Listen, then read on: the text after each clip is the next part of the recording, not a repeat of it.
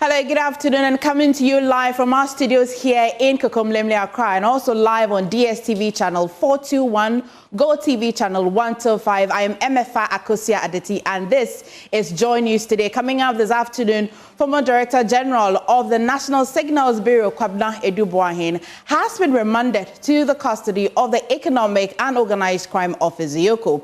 And also later in the bulletin, as the government moves to finalize plans for a private sector concession to manage the retail operations of the Electricity Company of Ghana, questions are being raised about the effectiveness of the proposed module. We'll hear from the Trade Union Congress and chairman of the technical committee behind the recommendation as well. And a little later, we'll also bring you this afternoon the track and performance of the Ghanaian cedi, which has seen some stability and modest appreciation in recent months. Governor of the Bank of Ghana is attributing currency's resilience to strengthened market confidence and favorable macroeconomic conditions. We have business, sports, showbiz in this bulletin. Joy News, independent, fearless, and credible. Please stay.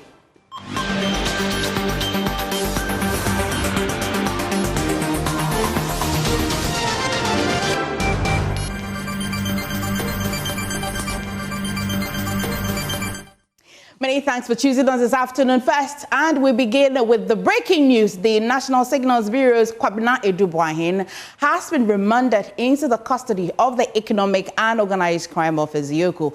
Legal Affairs correspondent Lateef Idrisu reports that the court has ordered Adu-Boahene, who is the first accused, to remain in custody for 7 days. This is to allow the Attorney General's Department to complete the preparation of witness statements for those interns to call in the case. Adu-Boahene, his wife, another individual, and the company are facing 11 charges.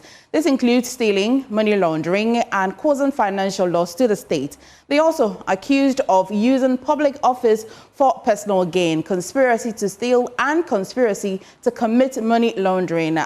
All the accused have pleaded not guilty to the charges. A legal affairs correspondent Lateef Idrisu joins me via Zoom. Lateef, well, I know that you're just breaking the story to us a few minutes ago, but tell us, what factors informed the judge's decision to curtail Mr. Adu-Boahene's bail and remand him into custody?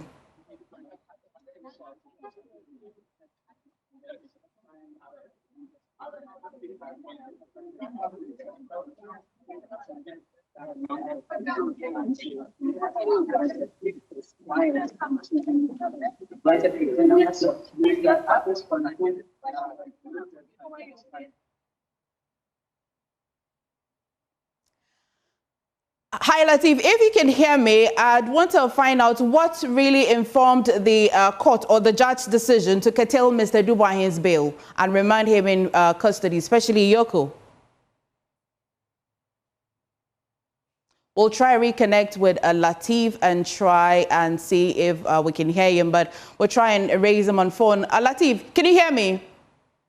I can hear you. Oh. Good to have you. And so tell us, what informed the judge's decision to remand Adu-Boahene, and especially even in EOCO custody?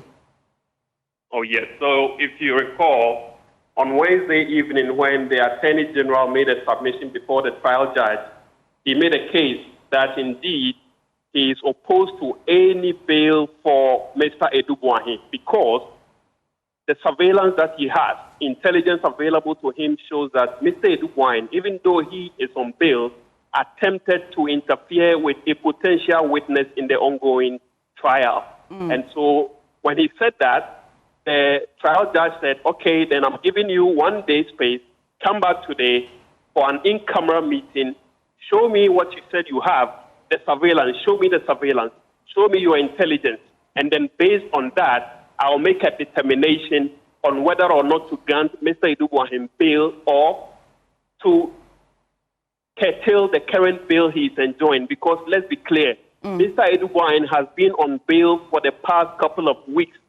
He met his bail condition when the amount was watered down to 80 million Ghana cedis, if you recall. Right. And so he's been on bail since.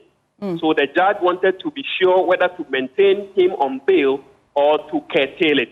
Now, after the over 1 hour in-camera meeting, it is now clear that the Attorney General, Dr. Dominic Ayeni, indeed had something on Mr. Adu-Boahene as far as trying to interfere with a potential witness is concerned. And so the judge has come to the determination that Mr. Adu-Boahene be kept in prison custody for some 7 days for the Attorney General to finish taking statements from the potential witness that, according to him, Adu-Boahene attempted to interfere with. Well, before we go on to the other accused persons, tell me, paint a picture of how the courtroom was like, especially for his lawyer, Lawyer Atachian. Well, Atachian obviously was not happy with the ruling of the judge to remand his client in the prison custody. He tried to get the judge to include the weekends so that it would now be 5 days instead of 7 days. Then the judge explained to him that, no, I want the Attorney General to have 7 clear working days. So that is minus the weekend. He wanted to get 5 days for his client, but that didn't happen. Obviously, Kwabena Adu-Boahene was disappointed, and his wife and the third accused persons, they were all disappointed because I think they were expecting a different outcome after the in-camera meeting. Interesting. It would be a wife and husband matter. The wife gets to go home on bail and the husband gets to be remanded. What happens to the others as well, beyond the wife? Yeah, like you just mentioned, the third accused person is also going to stay on the police inquiry bail that she is currently enjoying. So Mr. Adu-Boahene is the only one who is going to go back in the custody of EOCO. When is the next hearing in court? 13th May. Thank you, Lateef. Thank you. Thank you. Now, away from that, let's do ECG. Now, President John Mahama has approved a plan to hand over the retail operations of the Electricity Company of Ghana, ECG, to a private sector operator. Government officials say the concession is aimed at boosting efficiency and improving service delivery in the country's power sector. Under the new arrangement, the private operator will handle customer service and revenue collection while the state retains ownership of ECG. Let me assure you that it is not my intention to privatize ECG as an institution. Our attention is more a public-private collaboration to inject efficiency into our downstream electricity distribution system. President Mahama outlining the rationale behind the privatization move. Listen as Energy Minister John Jinapo explains the new model to Evans Mensah. We've gone to Cabinet. Cabinet has chosen the option of concession. We are not selling ECG, and let me put this on record. So that decision has now been made? It's been made. We are not selling ECG. Far from that. And so ignore the misinformation, ignore the misconception. Cabinet has taken a definitive position that we require some level of private sector participation, but not to sell the company outright. So what are we talking about? And I try to put it simple. ECG will remain the holding company. So ECG has this room as ECG operational area. They divide it into 4-3. Ruling company, you take one. Yours is to manage that sector or that geographical area. At the end of the month, we check how much power came to you. Just hypothetically, maybe 20 megawatts. And so we check the gigawatt hours that you consumed. And we say that this is the price. Pay us. You pay ECG. The committee that developed the recommendations was chaired by Jabesh Amisa Arthur. He tells JoyNews that involving the private sector is the best way to turn ECG around. Is to have a private sector entity that will not listen to those instructions. I've heard people also say that interference from the outside must be curtailed and people must stop interfering from the outside.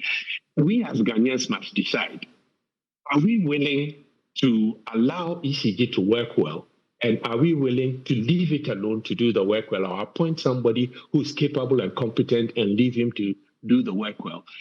If we do that, fine. But if we can't do that, and then the only way to stop the interference is to probably appoint a private sector entity and the structure of ECG that had been operated up to now. If I am in charge of a village or a town and my losses go above what is expected, I don't get penalized. But not everyone agrees. The Trades Union Congress is opposing the move. Director of Research and Policy, Dr. Kwabena Nyako Otu, says he's not convinced the concession will solve ECG's problems. We are also against the so-called PSP, and that we see the PSP and privatization as one and the same. Privatization is a very bastardized terminology in the last 40 years. Across the world, people have demonstrated against it. Across the world, the evidence is that it doesn't really work. So today, those who want to privatize will not call it privatization. They will find a nice terminology, private sector participation and all of that. And for us, we are not fooled by the changing dynamics or the terminology. So we say that the two are one and the same thing and we will oppose it. But let me ask a question. If we all agree that the energy sector has so many inefficiencies, from generation, transmission to distribution, why is it that we are only interested in fixing the inefficiency at the retail end of ECG? What happens to the inefficiency at generation, the way we procure electricity, for example? What happens to the inefficiency in the boardroom of ECG? What happens to the inefficiency across the various elements of the value chain? General Secretary of the Public Utilities Workers Union, Timothy Nyame, believes ECG can be efficient if only political interference is eliminated. Issues hampering revenue generation have been enumerated and submitted to the minister. One, we are saying the cost of power that we purchase, the cost of power needs to be renegotiated, and it is in the agreement.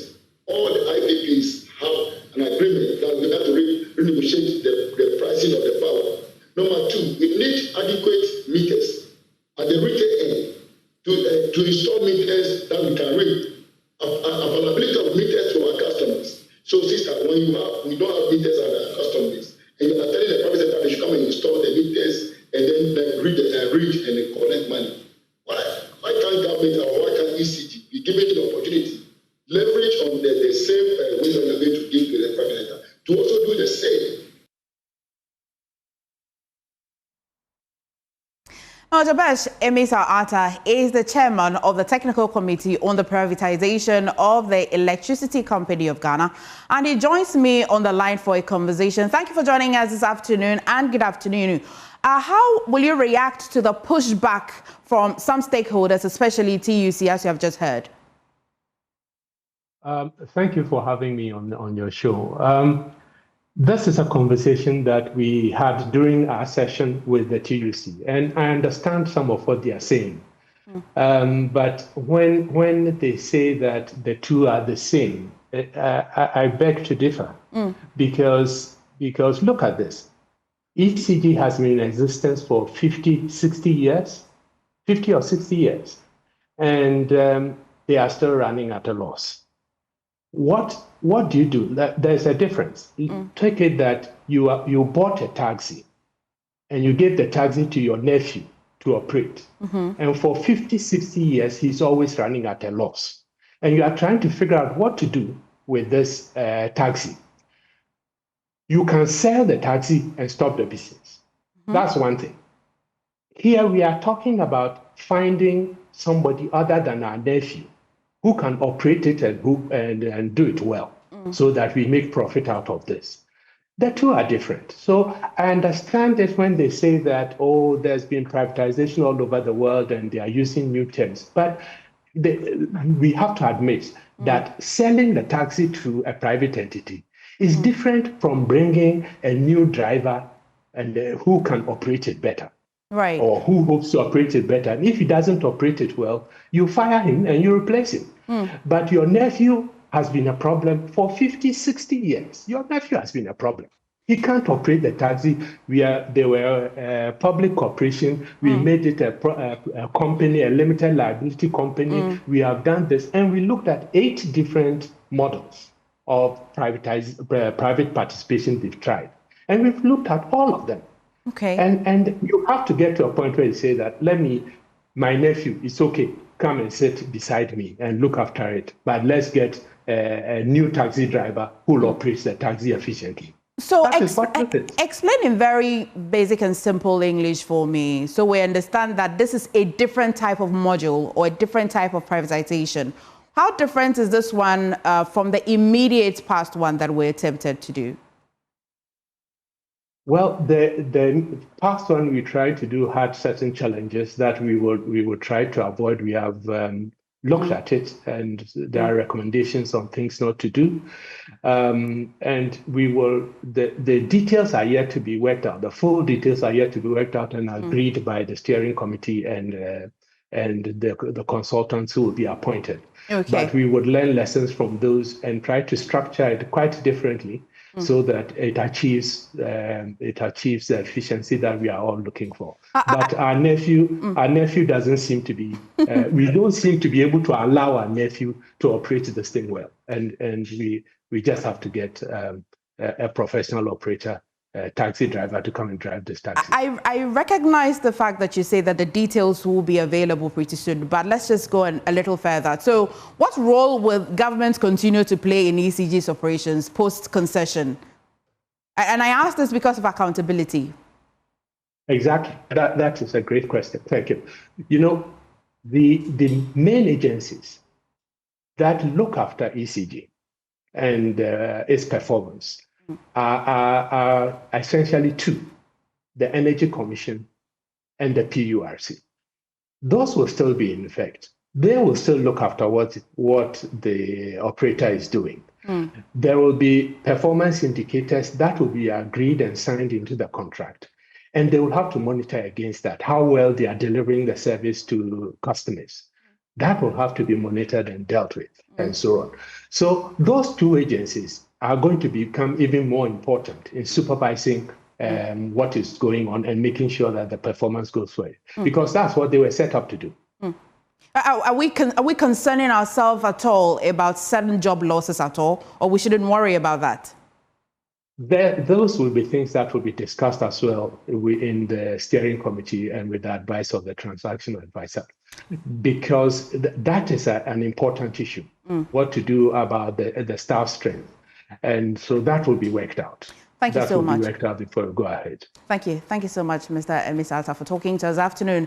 Now, Minority Leader in Parliament and former board chair of the Electricity Company of Ghana, Alexander Afenyo-Markin, meanwhile, is calling on ECG and the government to take legal action against the Ghana Ports and Harbours Authority over the disappearance of ECG containers. Speaking on the Super Morning Show, Joy FM, Afenyo-Markin argued that the Ghana Ports and Harbours Authority, which had custody of the containers when they arrived at the port, owed a duty of care to ECG. The missing containers came to light in March this year after an investigation was triggered by Energy Minister John Jenapor's visit to the Tema port in January. I wouldn't know. That would be the responsibility of the ports. Okay, that's fine. Let me explain. No, I need to explain. No, let's conclude on this. Is an important thing.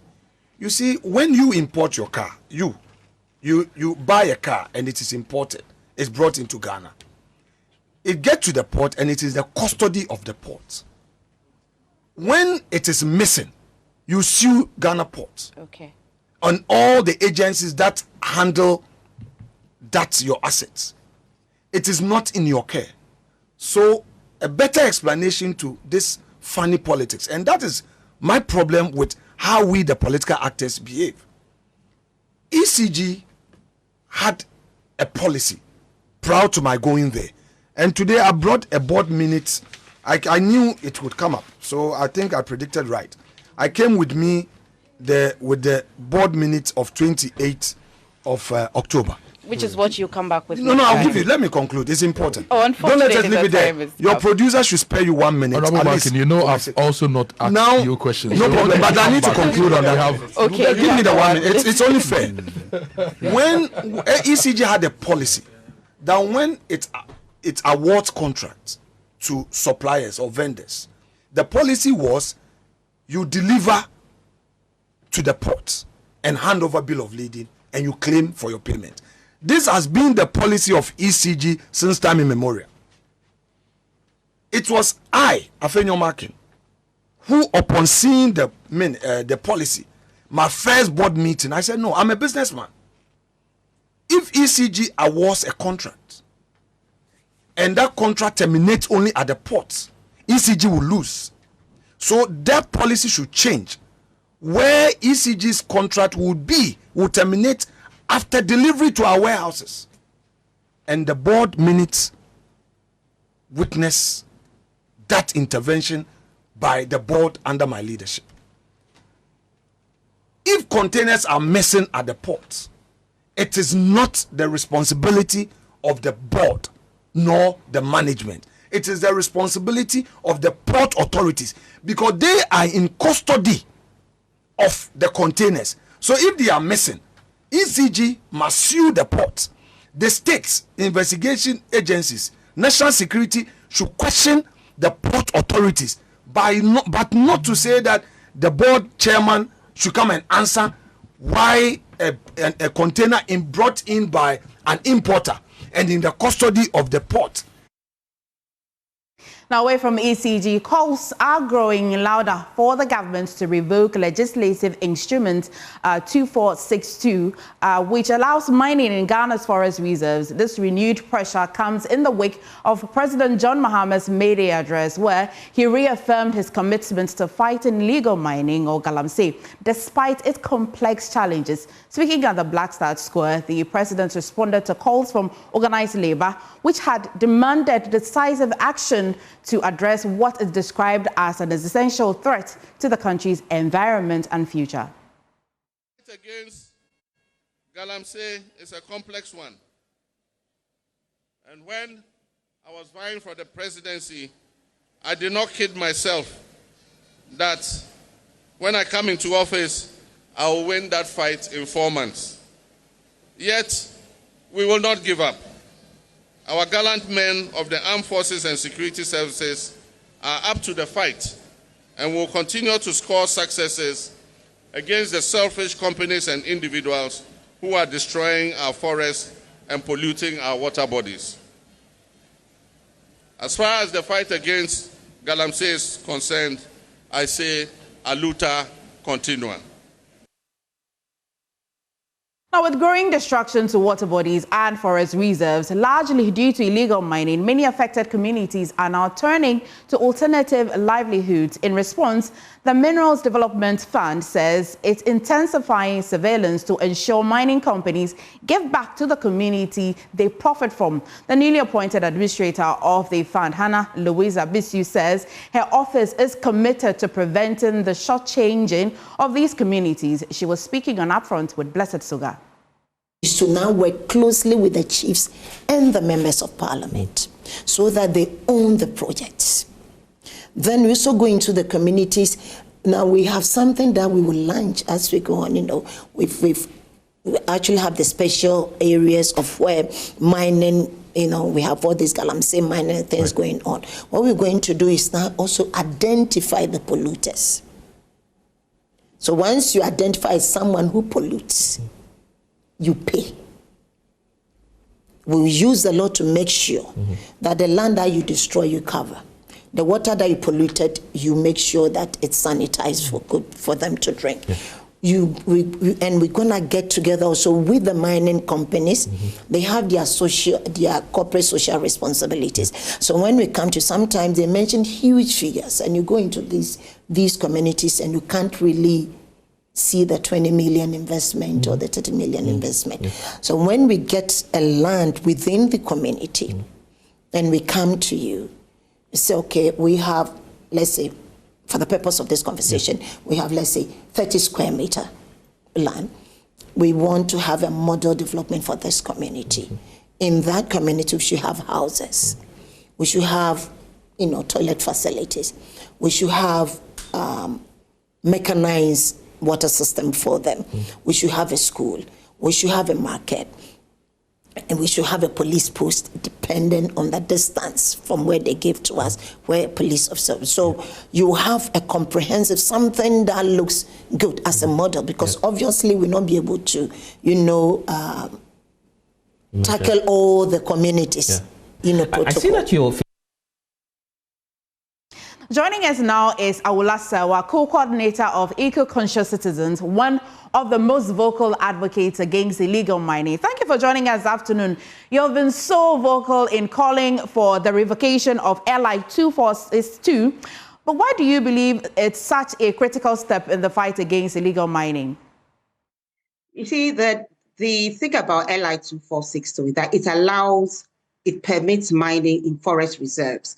We are not supposed to mine in forest reserve. So the idea that you pass a legislation that allows mining in forest reserves, it's unacceptable. And you recall that in the run-up to the elections, organized labor, so many organizations, civil society, named them, Catholic Bishops' Conference, so many people came together. And what we said was that LI 2462 must be repealed. Now, the past administration promised to do so. And that's why, amongst other reasons, organized labor called off its strike. Now, we have it on authority that they were going to revoke it. Now, the current administration, whilst in opposition, had said they would also revoke it. It is very disappointing that what they put before Parliament was not a revocation, but an amendment. And we know the difference between a revocation and an amendment. Now, so many voices have come out again saying revoke LI 2462. Our forests are being decimated as we speak. Why would you have state-sponsored decimation by allowing mining in forest reserves when you know that so many waters take their sources from forest reserve? Now we are being promised that when Parliament resumes, LI 2462 will be repealed. We hope that this will actually be the case so that we can concentrate our efforts on other things which are very necessary. Cardinal is a state of emergency. Cardinal to the fight against illegal mining is a state of emergency because the environmental terrorists have declared war on Ghana. And once the war has been declared, we need our armed forces to come together so that we can defeat the environmental terrorists. Just yesterday, the president again reiterated his commitment to fighting Galamsey. Based on his track record, at least, do you have some confidence in his assurances? Well, you see, assurances can be given. What is important is effecting the assurances. The president assured us whilst in opposition that he'd revoke LI 2462. Other things he said he would do, he did them. E-levy, betting tax, or what have you. Surprisingly, when it came to LI 2462, which is cardinal, which protects our forest reserve, he did not stick to his promise. He went to a revocation, an amendment. Now we are hoping that with all other voices coming, he'll keep to his word and revoke LI 2462. And you see, war has been declared on Ghana. We face an existential threat. Should he revoke LI 2462, all Ghanaians should come together.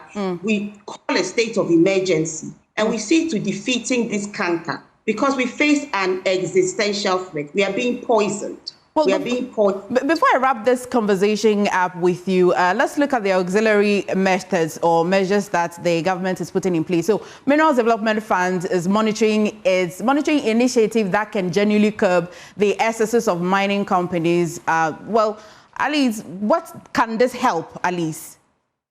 You see, how does this help? There's a war situation going on. Our house is burning. The house is burning. We need to put out the fire. We need to immediately declare a state of emergency. Remember the forest reserve where we found 10,000 people there when we thought there were only 2,000. Supposing there were jihadists hiding there. You see, we don't seem to understand the seriousness of the problem. War has been declared on Ghana by the environmental terrorists. Even in wartime, when you poison the water bodies, it's a war crime. So war has been declared. Declare a state of emergency. Declare a state of emergency, not shoot to kill. Declare a state of emergency. Remove all environmental terrorists from our forest reserves and our water bodies.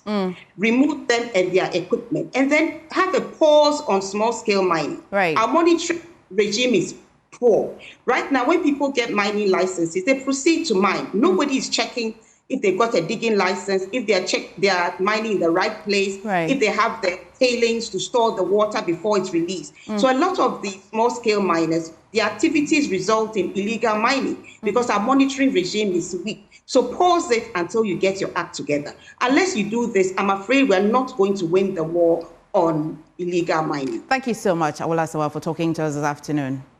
Now, away from illegal mining, Governor of the Bank of Ghana, Dr. Johnson Isiama, has dismissed speculations that the central bank is heavily intervening in the forest market to stabilize the local currency. The cedi, which has shown remarkable stability since December 2024, has even recorded slight appreciation against the US dollar in recent days. Speaking on the business edition of PM Express with George Wiathi, Dr. Isiama credited the currency's resilience to strong foreign exchange exchange inflows and ongoing reforms in the forest market. So the stability you are seeing now is not because we are intervening in the market. It's not because we are selling reserves for stability. No. Remember, our reserves program is actually going up, by the day. We are building more and more reserves. All that we are doing is strengthening, the surge in inflows. A number of foreign exchange market reforms are being implemented. It is the combination of all these factors that you are seeing. And so long as we hold that anchor, we'll continue to see stability. And I made the point earlier that when we say stability, it doesn't mean the city has to be fixed. It doesn't mean that the city has to over-appreciate, because that in itself is not good for our exports. So in real terms, we are observing the trends. We want to make sure that the city is not misaligned in real terms. It stays within some kind of band, a sort of range that is appropriate, a sort of range that is consistent with macroeconomic stability. So that is what we'll be looking at. But all I can tell you at this point is the days of excessive volatility of the city is certainly coming to an end. Well, the Joy Research Desk has been looking at the performance of the city in recent weeks, and this is what we have on your screen. And I've got the man with the money, Winston Taki, to come and explain to us. But Winston, let me understand truly that the city is performing well. Walk us through. Interesting enough, you don't appreciate the whole outlook of the city if you're not in business. Most businesses rely on the stability of the city before they transact or even buy products. Some buy them in wholesale, so that they can hold them towards some of this happening in the market. So for quite some time now, the city in the month of January to April has been a bit stable. We've seen some cases in 2024 where it was around 7.70% in terms of depreciation. By the first 3 months, the first quarter of 2025, we've seen marginal stability there, depreciating by 5.30%. And this is a very interesting development. Many have attributed to the strong performance of the dollar, which has given it respite against the cedi. And also the central bank has also injected an amount of $200 million in the first quarter as some kind of market intervention we've experienced there. Already, we've seen its impact being felt in the petroleum price, and that was released just yesterday. Okay. We've seen most petroleum marketing selling companies bringing their prices down. So that is what happens when the cedi is gaining a bit of stability. And some will say, how do I feel it? You are feeling it at the pumps from the first place. But this has been the trend in the last, from 2024, November to April 1st, that was possibly yesterday. So as of 2024, it was around 16 cities, 42 pesos. That was when someone asked me, should I hold or should I sell? Yeah. So the volatility or the unpredictability of the market can change anytime. It fell down as in January 2025. The person won't be happy with you at this point at all. Yes, nobody like that. So we saw the main stability between December 2024 to January, a bit stability, and that was when the election period was there. People were holding on to the cedi. Many also were buying the dollars, not sure how the cedi will perform. But we've seen the respite going up a bit marginally in the first quarter. Now it's around 14 cedis, 15 pesos. The central bank governor said this is basically due to reforms in the forex market and some of the new policies they intend to institute based on this new strategy going forward. But right now, the cedi appreciated by 8.23% to the dollar as at April 17th. You're amazing. Thank you so much for bringing clarity. Now, joining me now via Zoom is Professor of Finance and Economics, Professor Godfred Bookwid. Thank you for joining us this afternoon. I am with the money, and I want just simple economics because I like you to speak very simple economics to me. Shall I keep my dollar because the economy is doing good or the cedi is appreciating? What are the factors really contributing to what we have just seen? Yes, good afternoon, and good afternoon to our cherished listeners. Yes, the relative stability is predictable, it's understandable, again, consistent with what the gentleman just presented. If you look at it from December last year, of course, there was considerable injection of FX in the market in terms of BOG selling dollars on its own accounts and all of that. Yes, great. But again, look at it, the decisive nature of the 2024 election and also the promise of the government to tackle corruption economic restoration and all of that. In fact, actually, that goodwill seems to have been very strong and well internalized, so it's playing a role. Then again, look at the 2025 budget with the strongest expenditure-based fiscal consolidation, which shrunk expenditure essentially in 2025 and all of that. Then again, you also see government signal that they were not going to borrow as they had been in the time past and all of that. All of this sends a signal to the market that there could be stability, at least for this year. Look at it also that if you look at the 2025 budget, and here we need to be very careful, and the reason why the intervention in the market should not increase so as to cause false confidence that we have arrived. Why? Okay. Because the 2025 budget is not the full reflection of the government promise and the future because of the huge expenditure cuts. So government is operating practically just above 60% as we speak. Okay, so you look at the expenditure cuts, you see so many things that they are doing. Of course, we have passed staff level agreement. There are about 3 or 4 prior actions that we have to meet before the staff level agreement goes to the board. So if you look at the outlook from now to, let's say, September to the end of the year, it doesn't give a cause for concern, which will trigger volatility in the market. But hold on. Let's look at it. The government cannot continue to operate at this level of expenditure-based fiscal consolidation from next year. So from next year, government will begin to roll out its full program, and the promises will begin to find its expression in the budget, and then there will be uptake in terms of activities, and then port traffic will also increase and all of that. Then we resume servicing of our debt towards 2026, 2027, and all that. So when the economy is operating in full swing, then we can have a conversation. Then you can say that we have arrived. Prof, thank you so much. Thank you so much for bringing some explanation to this so that you're not too excited or you're not too sad. Hang in there. But you're watching JoyNews Today. We'll go for a quick one when we come back. Business, showbiz, sports. Please stay.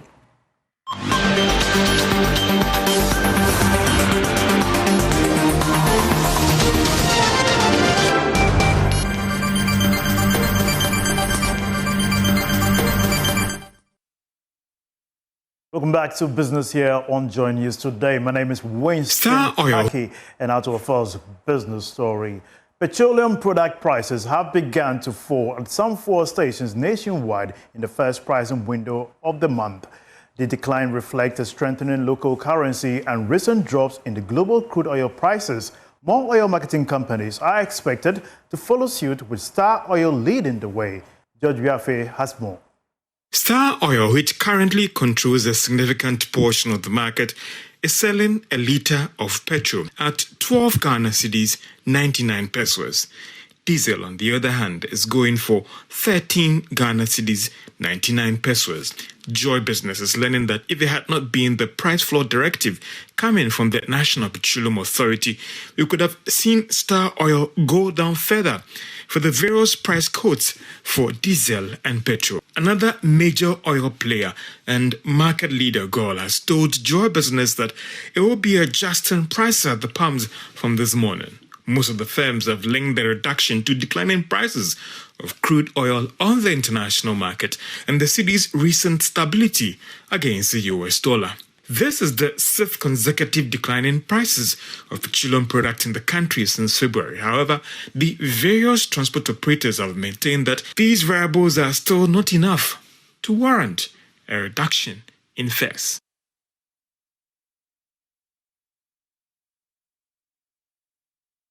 That's all for business. Up next is sports.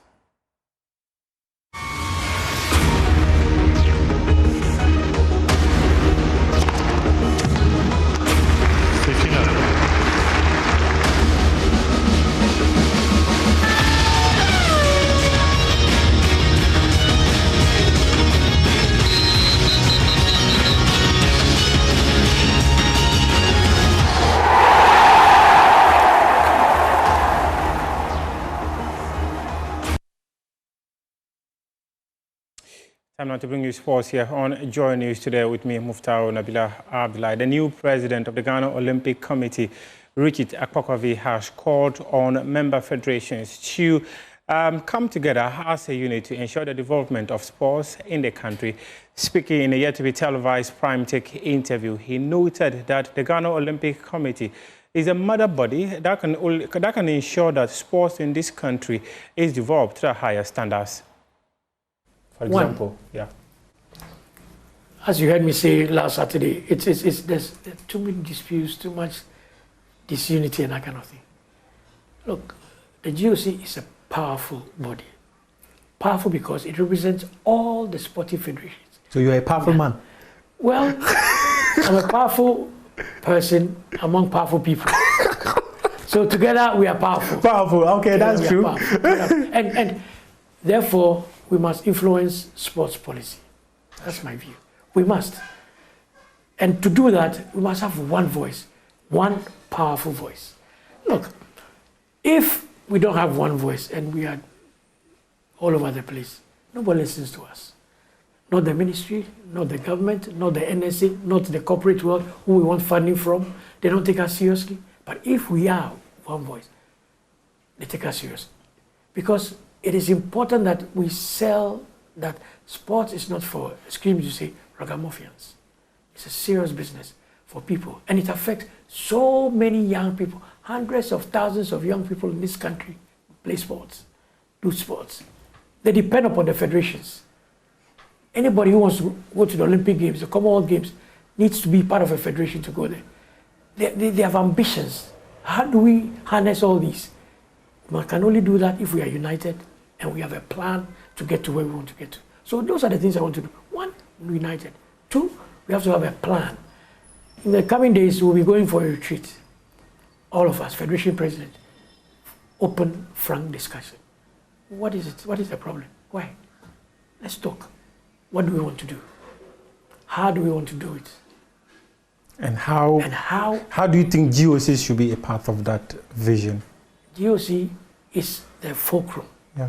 Because once all the federations come together and we agree, then GOC takes that and sells that.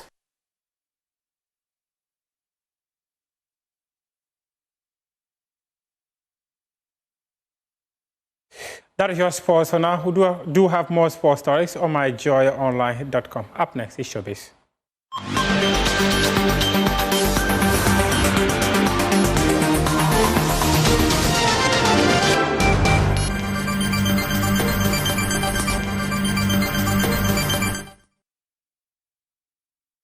Hello there, good afternoon. You're welcome to the Showbiz segments with me, Jacqueline and Suma Yabuato. Our story for today: the government is set to transform Ghana's festive season into a year-round celebration of the country's art, culture and tourism with the launch of the Black Star Experience. What was once confined to the lively Dirty December will now span the entire year. At the official unveiling, President John Dramani Mahama introduced the packed calendar of events, including Creatives Connect, Street Carnivals, a revamped Panafest, and Ghana Fashion Week set for July. The president also announced he would take the runway himself during the fashion event.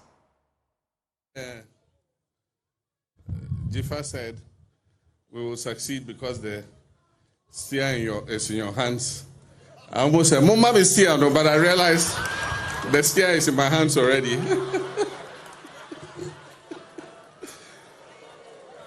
Thank you.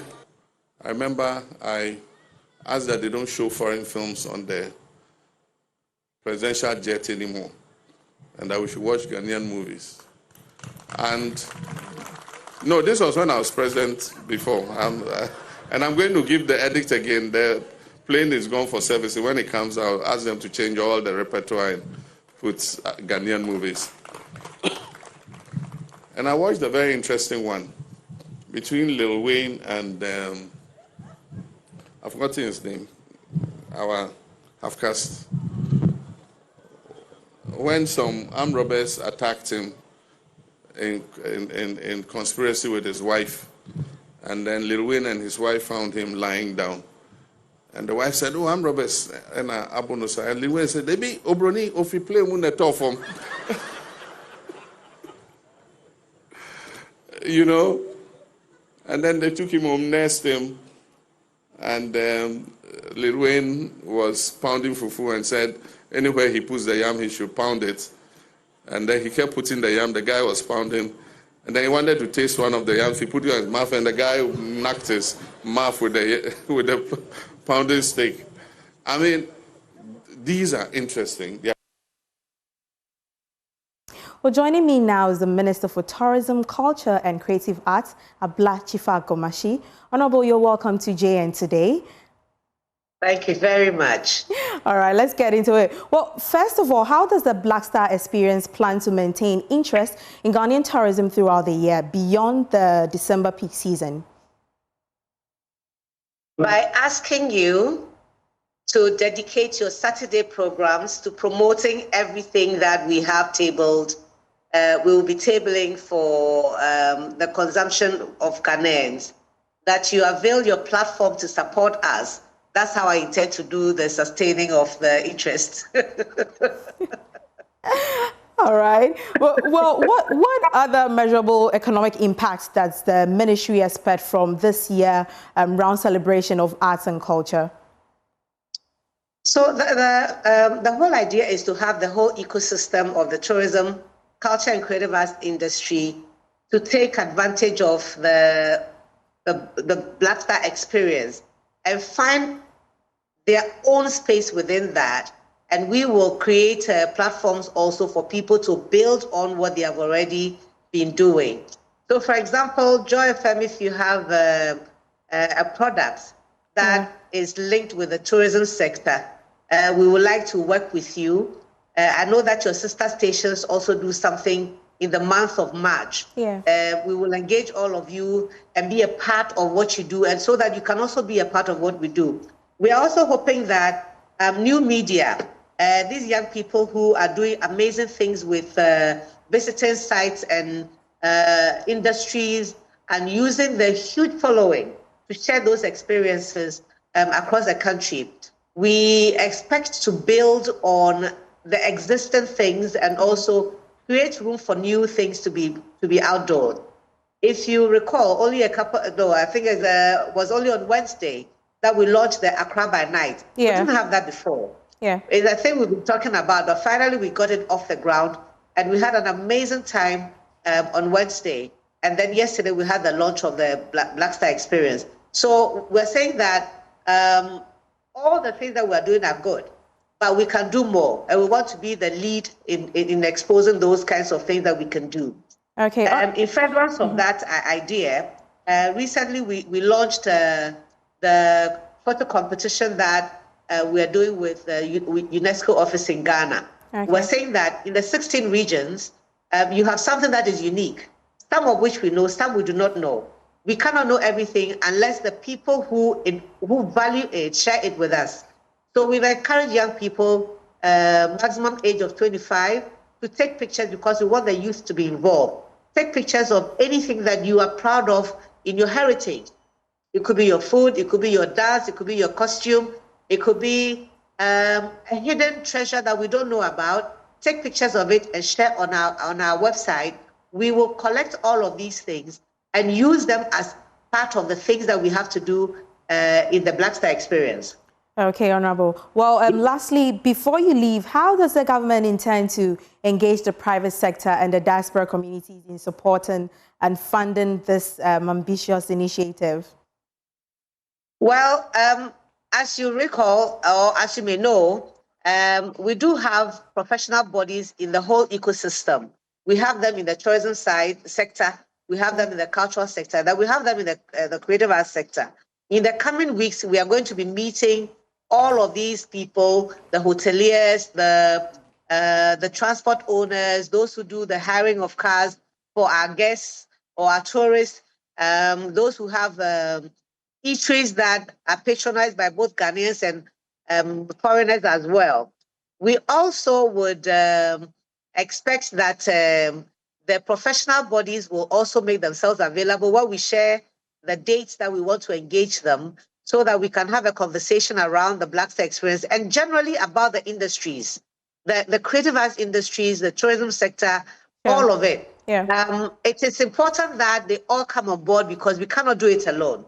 And the benefit will reflect on all the ecosystems. So really, in the next few weeks, you'll be hearing what we're doing with the following that I've mentioned. Okay, all right. Thank you very much, Honorable Ablaji Fagomashi. And that is all for the Showbiz segments with me, Jacqueline and Suma Yabwa. Over to you, Emefa Akosia Adeti. And it will be all as well for the bulletin for today. My name is Emefa Akosia Adeti. Please log on to myjoyonline.com for more news.